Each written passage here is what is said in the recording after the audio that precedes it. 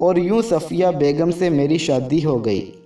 آپ یقین کریں یا نہ کریں، مجھے سوائے زبان کے اس سے کسی قسم کی کوئی شکایت نہیں، بلکہ سوچتا ہوں شاید ہماری پاکستانی لڑکی بھی اتنی مذہب کی پابند نہ ہوگی جتنی صفیہ ہے۔ اتنے میں صفیہ چائے بنا لائی اور بولی، اب باقی بات پھر میں بتاؤں گی۔ اس کے بعد رفیق مجھے پاکستان لے آئے، مگر میری بدقسمتی کہ وہاں میری صحت خراب ہو گئی اور مجھے واپس آنا پڑا۔ مگر میں سمجھتی ہوں کہ پاکستان میں بہت مخلص اور محبت کرنے والے لوگ رہتے ہیں۔ مجھے رفیق کے گھر والوں نے جتنی محبت دی وہ میں کبھی نہیں بھولوں گی۔ مجھے اپنے بیمار ہو جانے پر اتنی شرمندگی ہوئی کہ میں بتا نہیں سکتی، مگر اب میں اپنے آپ کو ذہنی اور جسمانی طور پر تیار کر رہی ہوں تاکہ پاکستان جا کر ہمیشہ کے لیے وہاں رہ سکوں۔ میں مسلمان ہوں، مگر یہاں مجھے چھپ کر نماز پڑھنی پڑتی ہے۔ یہاں کبھی اذان کی آواز سنائی نہیں دیتی۔ یہاں میں خیرات اور زکوٰۃ بھی میں نہیں دے سکتی۔ کوئی ہمسایہ مجھ سے تعلق رکھنے کو تیار نہیں۔ اس طرح ہمسایوں کے حقوق ادا کرنے سے بھی میں محروم ہوں۔ میرے ماں باپ مجھ سے پیار ضرور کرتے ہیں، مگر میں اسلام کو چھوڑ کر ان سے ملنا نہیں چاہتی۔ پھر اس ملک کی آسائشیں اور صاف ستھرا پن میرے کس کام کا؟ مجھے پاکستان جانا ہے۔ ہم خوب پیسے جمع کر رہے ہیں تاکہ وہاں جا کر ایک اچھا سا گھر بنا سکیں۔ پاکستان سے آنے کے بعد پھر وہاں جانے کی جو خواہش صفیہ کے دل میں تھی، میں نے یہ دیکھ کر دل میں کہا، صفیہ بیگم جزاک اللہ، صد سلام تمہارے سچے جذبے کو۔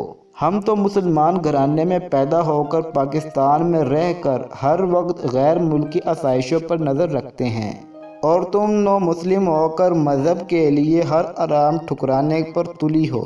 حقوق اللہ اور حقوق العباد ادا کرنے کا موقع نہ ملنے کی وجہ سے تمہیں شدید محرومی کا احساس ستائے جا رہا ہے۔ ہمیں ان کا کبھی خیال بھی نہیں آیا۔ ہمیں تو اسی بات پر بہت فخر ہے کہ ہم مسلمان ہیں، مگر ہم نے کبھی غور ہی نہیں کیا کہ مسلمان ہم محض اس لیے کہلا رہے ہیں کہ ہم مسلمان گھرانے میں پیدا ہوئے ہیں۔ ہم نے خود کو سچا مسلمان ثابت کرنے کے لیے خود کیا کیا ہے؟ مجھے یوں متاثر ہوتے دیکھ کر صفیہ بہت خوش نظر آ رہی تھی۔ وہ اندر سے ایک ڈائری اٹھا کر لائی جس پر 4 کل شریف، 6 کلمے ایمان کی صفتیں اور کچھ دعائیں عربی اور رومن انگلش میں لکھی تھی۔ اس نے بتایا کہ وہ روزانہ انہیں پڑھتی اور زبانی یاد رکھنے کی کوشش کرتی ہے۔ اس نے مجھے نماز فرفر سنائی۔ اس کے 4 سال کے بچے نے ہمیں پہلا اور دوسرا کلمہ ترجمے کے ساتھ سنایا، اسلام کا مطلب بتایا، آن حضور صلی اللہ علیہ وآلہ وسلم کا اسم شریف بتایا۔ مجھے یوں لگ رہا تھا کہ ہم کچھ دیر اور وہاں رہے تو ندامت کے مارے میرا سانس بند ہو جائے گا۔ مجھے اس وقت اپنی دوست کے وہ 2 بچے یاد آ رہے تھے جن کی ماں بڑے فخر سے ہر آنے والے کے سامنے ان سے نرسری ریم سنانے کو کہتی ہے۔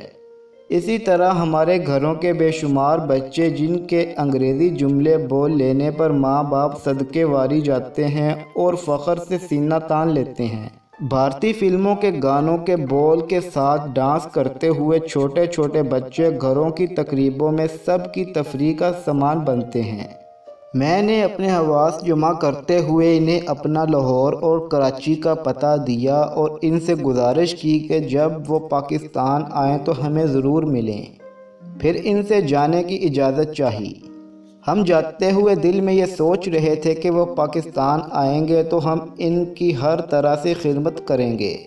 ہم ان کو دوسرے دن جہاز پر آنے کی دعوت دے کر رخصت ہوئے اور سارے راستے میں انہیں کے متعلق سوچتے رہے۔